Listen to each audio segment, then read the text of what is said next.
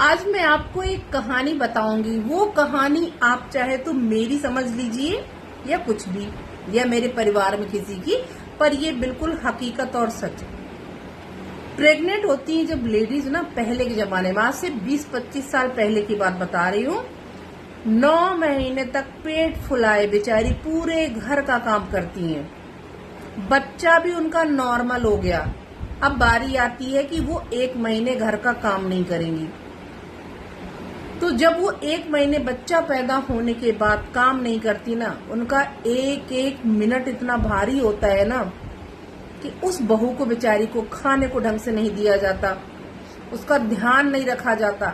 जिस बहू ने 9 महीने अपना बच्चा लिए पेट में, पेट फुलाए, हॉस्पिटल जाना है, आखिरी दिन तक उसने काम किया होता है।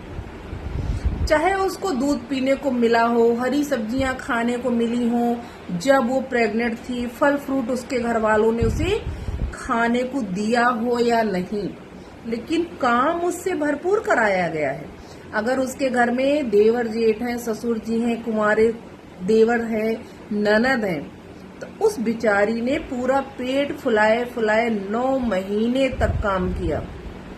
और जब वो छोटा सा मासूम से बच्चे को जन्म देके ना एक कमरे में कैद हो जाती है ना, हमारे यहाँ उसको बोलते हैं सोवर, तो उस टाइम उसकी जो बेकदरी होती है ना बहू की, तो ऐसा अत्याचार पहले की सासें क्यों करती थी?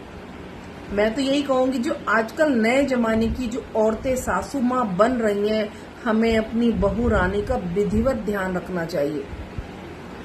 मैं मानती हूँ काम करना अच्छा होता है, जितना काम करेंगे हमारी सेहत के लिए अच्छा होगा जब लड़कियां प्रेग्नेंट होती हैं, शादीशुदा महिलाएं।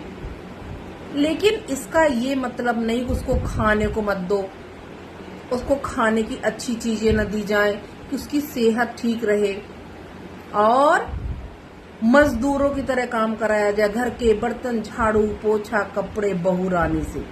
और बेचारी जब पैदा करके बच्चा हॉस्पिटल से घर आए, तो जब घर के एक कमरे में बंद हो जाए ना, सोवर में, नहीं दिया जाता खाना, उसका ध्यान नहीं रखा जाता, आप लोगों को बुरा बहुत लगेगा, लेकिन जो आज से 50-55 साल उम्र की औरतें हैं, उनके टाइम यही होता था।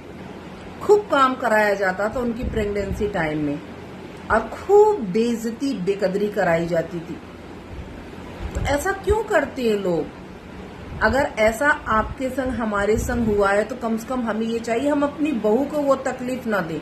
जब हमारे घर की बहू प्रेग्नेंट हो तब खूब ध्यान रखना चाहिए, क्योंकि हमारे घर में एक नन्हा मेहमान आने वाला है, तो बहू का दिल न दुखाए।